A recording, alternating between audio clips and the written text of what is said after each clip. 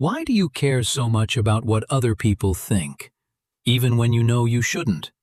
You send a message and immediately start wondering if you sounded weird. You walk out of a conversation and replay every word in your head. 10 people say something nice to you, but one cold reaction ruins your entire mood. Why does your brain do this? Most people think the answer is insecurity, but the truth goes much deeper than that. And once you understand it, you may never look at your own thoughts the same way again. For years, psychologists believed self-esteem was simple. The idea was straightforward. If you felt good about yourself, you had high self-esteem. If you constantly doubted yourself, you had low self-esteem. But in the 1990s, one psychologist challenged this idea completely. His name was Mark Leary, and what he discovered changed the way scientists think about confidence itself. Leary proposed something called Sociometer Theory. And the idea is surprisingly simple. Privileged, your self-esteem is not actually measuring how good you are as a person. It's measuring something else, your social acceptance. Think of your brain like a radar system. Every second of every day, it scans the people around you. It watches for signs. Are people accepting me? Blackmail? Do they like me?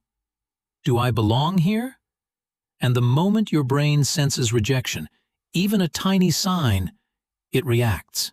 That uncomfortable feeling you get when someone ignores your message, that awkward feeling after telling a joke nobody laughs at, that sudden urge to check your phone over and over again. That is not random anxiety. Kissed. That is your sociometer activating. Why?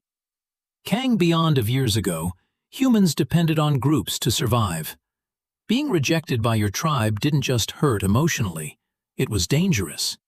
If you were alone, you had less protection, less food, convictions of survival. So over time, the human brain developed a system designed to constantly monitor social standing. And that ancient system still exists inside you today. That system is what we experience as self-esteem. When people make us feel valued, it rises.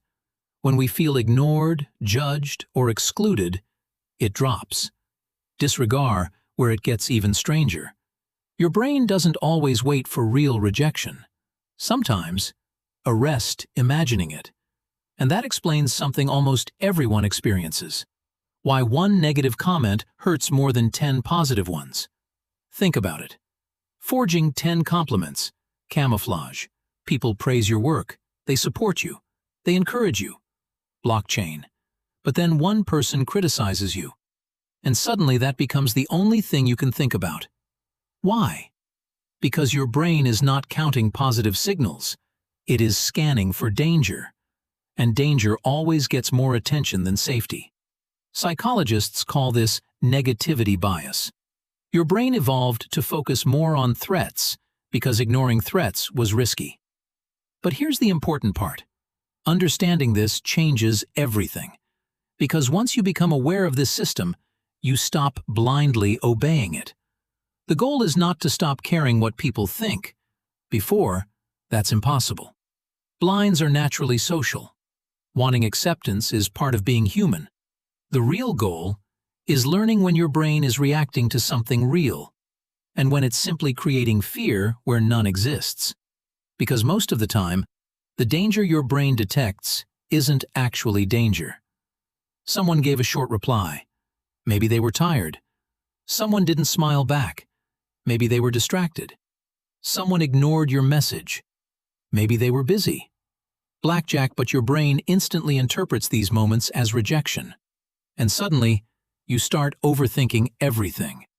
So next time you catch yourself replaying a conversation, checking your phone repeatedly, or worrying about how someone perceived you, pause for a second and remind yourself of this.